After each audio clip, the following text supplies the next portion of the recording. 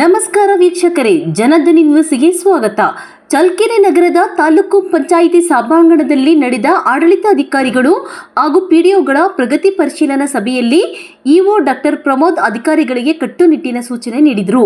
ಪಿಡಿಒಗಳು ವೇತನ ಪಡೆಯಲು ಕಡ್ಡಾಯವಾಗಿ ಹಾಜರಾತಿ ದಾಖಲಿಸಬೇಕು ಹಾಗೂ ದಿನನಿತ್ಯದ ಕಾರ್ಯಚಟುವಟಿಕೆಗಳ ಡೈರಿ ನಿರ್ವಹಿಸಬೇಕು. ಗ್ರಾಮೀಣ ಭಾಗದ ಜನರ ಸಮಸ್ಯೆಗಳಿಗೆ ತ್ವರಿತ ಸ್ಪಂದನೆ ನೀಡಿ ಪರಿಹಾರ ಕಲ್ಪಿಸಬೇಕು ಎಂದು ತಿಳಿಸಿದರು. ಗ್ರಾಮ ಪಂಚಾಯಿತಿಗಳಲ್ಲಿ ಕಂದಾಯ ವಸೂಲಿತಿ ಪ್ರಮಾಣ ಕಡಿಮೆ ಇರುವುದರಿಂದ ನೀರಗಂಟಿಗಳ ಮೂಲಕ ಕರ ವಸೂಲಿತಿಗೆ ಹೆಚ್ಚಿನ ಒತ್ತು ನೀಡಬೇಕು. ಗ್ರಾಮೀಣ ಪ್ರದೇಶದ ಹೋಟೆಲ್, ಅಂಗಡಿ, ಕೈಗಾರಿಕೆ ಹಾಗೂ ಹಿಟ್ಟಿನ ಗಿರಣಿಗಳಿಗೆ ಪರವಾನಗಿ ನೀಡುವ ಮೂಲಕ ಪಂಚಾಯಿತಿಗಳ ಆದಾಯ ಹೆಚ್ಚಿಸಬೇಕು ಎಂದು ಸೂಚಿಸಿದರು. ಕುಡಿಯುವ ನೀರಿನ ಸಮಸ್ಯೆ ಉಂಟಾಗದಂತೆ ಮುಂಜಾಗ್ರತಾ ಕ್ರಮಗಳನ್ನು ಕೈಗೊಳ್ಳಬೇಕು. ವಸತಿ ಯೋಜನೆಯಡಿ ಅರ್ಹ ಫಲಾನುಭವಿಗಳನ್ನು ಗುರುತಿಸಿ ಶೀಘ್ರವೇ ಪಟ್ಟಿಗಳನ್ನು ಕಳಿಸಬೇಕು. ಮನೆ ನಿರ್ಮಾಣ ಆರಂಭಿಸಿದ ಫಲಾನುಭವಿಗಳಿಗೆ ನಿಯಮಾನುಸಾರ ನೋಟಿಸ್ ನೀಡುವಂತೆ ಸೂಚನೆ ನೀಡಿದರು. ನರೇಗಾ ಯೋಜನೆಯಡಿ 5 ವರ್ಷಗಳಿಂದ ಕೆಲಸ ಮಾಡದ ಕಾರ್ಮಿಕರ ಜಾಬ್ ಕಾರ್ಡ್ಗಳನ್ನು ತೆಗೆದುಹಾಕಿ ಎಲ್ಲ ಜಾಬ್ ಕಾರ್ಡ್ಗಳಿಗೆ KYC ಮಾಡಿಸಬೇಕು ಎಂದರು. ಕರ್ತವ್ಯ ನಿರ್ವಹಣೆಯಲ್ಲಿ ನಿರ್ದೇಶಕ ಸಂಪತ್ ಇತರರಿದ್ದರು. ನಮಸ್ತೆ ಸರ್, ಈಶ್ವರ ಸರ್, ಗೌಡ ಗ್ರಾಮದಲ್ಲಿ PO ಸರ್, ಒಂದೇ ದಿನದಲ್ಲಿ ಕೆಲಸ ಮಾಡ್ತೀವಿ. ನಮಸ್ತೆ, ನನ್ನ ಹೆಸರು ವೆಂಕಟೇಶ್ ಸರ್.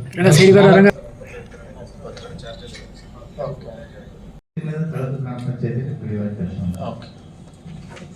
ನಮಸ್ಕಾರ ಸರ್, ನನ್ನ ಗಿರೀಶ್ PO ಆಗಿ ಮಹದೇವಪುರ ಪಂಚಾಯತಿ 7 ತಿಂಗಳು ಗ್ರಾಮ ಪಂಚಾಯತಿ. ನಮಸ್ತೆ ಸರ್, ಈಶ್ವರ ಸರ್, ಮನೋಹರ ಗ್ರಾಮ ಪಂಚಾಯತಿ 8 ತಿಂಗಳಲ್ಲಿ ಕೆಲಸ ಮಾಡ್ತೀವಿ. ನಮಸ್ತೆ ಸರ್, ಹೊನ್ನೂರ ಪಂಚಾಯತಿ PO ಮಹದೇವಪುರ 8 ತಿಂಗಳಿಂದ ಕೆಲಸ ಸರ್. ನಮಸ್ತೆ ಸರ್, ದೇವೇಂದ್ರ ಪಂಚಾಯತಿ ಬೆಳಗೆರೆ ಗ್ರಾಮ ಪಂಚಾಯತಿ 4 ವರ್ಷದಿಂದ ಕಾರ್ಯನಿರ್ವಹಿಸ್ತೀನಿ ಸರ್. ಇನ್ನೊಂದು ಇನ್ಚಾರ್ಜ್ ಆಗಿ ಸೋಮೂರದಲ್ಲಿ 6 ತಿಂಗಳ ಕೆಲಸ ಓಕೆ. ಎಂ ನಾಗರಾಜ ಸರ್, ಮೈನಾಡಿ ಗ್ರಾಮ ಪಂಚಾಯತಿ 4 ವರ್ಷ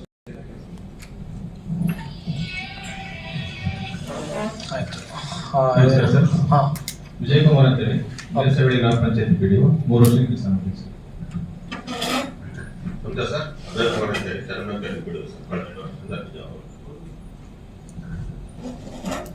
ನಮಸ್ತೆ ಸರ್, ವಿನಾಯಕ್ ಪಾಷಾ ನನ್ನಿವಾಡ ಗ್ರಾಮ ಪಂಚಾಯತಿ PO ಸರ್. ಕಳೆದ 2 ವರ್ಷ ಇಡೀ ಗ್ರಾಮ ಪೂರ್ತಿ ಗವರ್ಮೆಂಟ್ ಲ್ಯಾಂಡ್ ಒಂದು ಅವ್ರಿಗೆ 94D ನಲ್ಲಿ ಇದು ಕೊಡ್ಸ್ರಿ.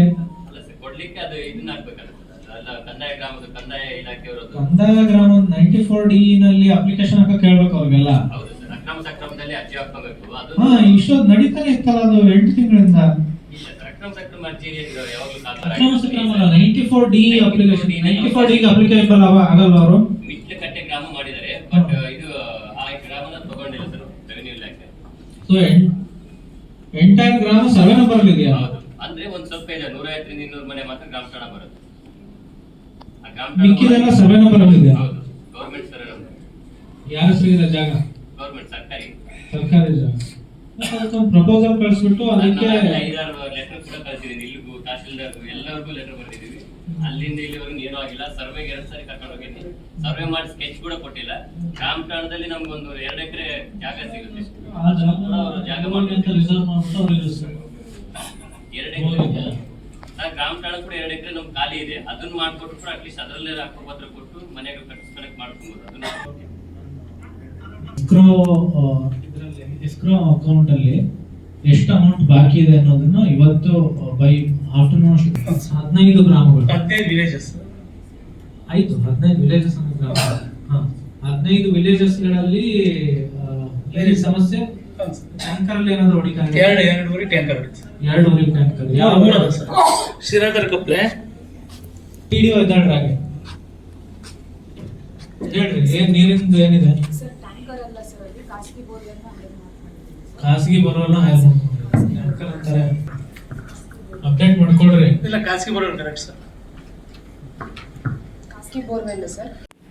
ತೀರಾ ತುರ್ತಾಗಿ ನೀರಿನ ಸಮಸ್ಯೆ ಇದೆ ಅಂತ ಯಾವುದೂ ಇಲ್ಲ. ನೀರಿನ ಸಮಸ್ಯೆ ಇಲ್ಲ ಅಂತಂದ್ರೆ ಮುಂದೆ ನಮ್ದು ರೆಗ್ಯುಲರ್ ರಿವ್ಯೂಗೆ ಹೋಗ್ತೀವಿ.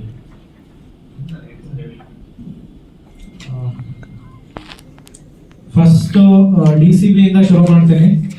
ಸೊ ನಾನು ಹಿರಿಯೂರಲ್ಲಿ ಇನ್ನು ಲಾಸ್ಟ್ ಇಯರ್ ಆದಂಗೆ ಆಕ್ಚುಲಿ ಜಿಲ್ಲೆನಲ್ಲಿ ಏನ್ ಮಾಡಿದ್ರು ಲಾಸ್ಟ್ ಇಯರ್ ಕೊನೆಗೆ ಲಾಸ್ಟ್ 2 ಮಂತ್ಸ್ ಅಲ್ಲಿ ಎಲ್ಲ ಲಾಸ್ಟ್ 15 ಡೇಸ್ ಅಲ್ಲಿ ಎಷ್ಟು ಪ್ರೆಷರ್ ಆಗ್ತದೆ ಎಲ್ಲರ ಮೇಲೆ ನಿಮ್ಗೆ ಗೊತ್ತಿರೋ ವಿಷಯ ಅಲ್ವಾ. ಸೊ ಹಾಗಾಗಿ ಈಗ ನೀರಿನ ಸಮಸ್ಯೆ, ಹಿರಿಯೂರಲ್ಲಿ ನೀರಿನ ಸಮಸ್ಯೆ ಇದೆ ಗೊತ್ತಾ? ಹೌದು ಸರ್. ಪ್ರೊಸೆಸ್ ಹೇಳ್ರಿ ಹೆಂಗಾಗುತ್ತೆ. ಈಗ ಮನೆಗಳು ನಿಮಗೆ ಅಲೋಕೇಶನ್ ಆಗುತ್ತೆ, ಅಲೋಕೇಶನ್ ಇಂದ ಬೆನಿಫಿಷಿಯರಿಗೆ ಅಮೌಂಟ್ ರಿಲೀಸ್ ಅಂತ ಏನೇನು ಪ್ರೊಸೆಸ್? ಸರ್ ಗ್ರಾಮ ಸೆಲೆಕ್ಷನ್ ಮಾಡೋದು ಸರ್. ಗ್ರಾಮ ಸಭೆಯಲ್ಲಿ ಸೆಲೆಕ್ಷನ್ ಮಾಡಿ. ಹೌದು ಸರ್. ಸೆಲೆಕ್ಷನ್ ಮಾಡಿ PMA ನಲ್ಲಿ ಫಸ್ಟ್ ಕಂತು ರಿಲೀಸ್ ಆಗುತ್ತೆ ಸರ್ ಅವ್ರಿಗೆ. ಫಸ್ಟ್ ಕಂತು ರಿಲೀಸ್ ಆದ್ಮೇಲೆ ಅವರು ನೋಟಿಸ್ ಕೊಡ್ತೀರಾ. ಆಯ್ತು, ಈಗ ಸೆಲೆಕ್ಷನ್ ಆಯ್ತು, ಒಂದು ಬೆನಿಫಿಷಿಯರಿ ಸೆಲೆಕ್ಷನ್ ಆದ್ರು. ಸರ್ ಸಾರಿ ಸರ್, ನಾನು PM ಅದು ಯಾರು ಕಟ್ಕೊಂಡಿಲ್ಲ ಅವ್ರಿಗೆ ನೋಟಿಸ್ ಕೊಟ್ಟಿದ್ದೇನೆ ಸರ್. PMA ಅವ್ರಿಗೆ ನೋಟಿಸ್ ಕೊಟ್ಟಿಲ್ಲ ಸರ್. ಇದು ಸೆಲೆಕ್ಷನ್ ಮಾಡಬೇಕಿದೆ ಸರ್. ಅದನ್ನೇ ಹೇಳ್ತಾರೆ. ಈವನ್ ಆಯ್ತು, ಸೆಲೆಕ್ಷನ್ ಆಗಿದ್ದಾರೆ ಅಂತ ಅನ್ಕೊಳ್ರಿ. ಬಸವ ಅಂಬೇಡ್ಕರ್ ಸೆಲೆಕ್ಷನ್ ಆಗಿದ್ದಾರೆ, ಮುಂದೆ ಪ್ರೊಸೆಸ್ ಏನು? ಸ್ಟಾಫ್ಗೆ ಕರೆಕ್ಟ್ ಆಗಿ ಯಾರ್ಯಾರು ಸೆಕ್ರೆಟರಿ, SDAಗಳು, ಬಿಲ್ ಕಲೆಕ್ಟರ್ಗಳು ಬರ್ತಾ ಇದಾರಲ್ಲ ಅಂತ ನೋಡ್ಕೋಬೇಕು ಒಂದು. ಇನ್ನೊಂದು, ನಮ್ಮ ಹಿರಿಯೂರಲ್ಲಿ ನೀರಿನ ಸಮಸ್ಯೆ ಇತ್ತು, ಇಲ್ಲಿ ಮೇಜರ್ ಆಗಿ ನೀರಿನ ಸಮಸ್ಯೆ ಇಲ್ಲ ಅನ್ಕೊಂತೀನಿ. ಯಾವ್ಯಾವ ಪಂಚಾಯತಿಲಿ ಸಮಸ್ಯಾತ್ಮಕ ಗ್ರಾಮ ಪಂಚಾಯತಿಗಳಿದಾವೆ ಕೈ ಎತ್ತಿ. ಲಿಸ್ಟ್ ಮಾಡಿದಾರಲ್ಲ ಸಮಸ್ಯಾತ್ಮಕ ಗ್ರಾಮ ಪಂಚಾಯತಿಗಳು. ಅವರೇ ಮಾತಾಡ್ರಿ, ಲಿಸ್ಟ್ ಇದೆಯಾ? ನೀವೇ RWS ಅಲ್ವಾ ನೀವು? ಹಾ,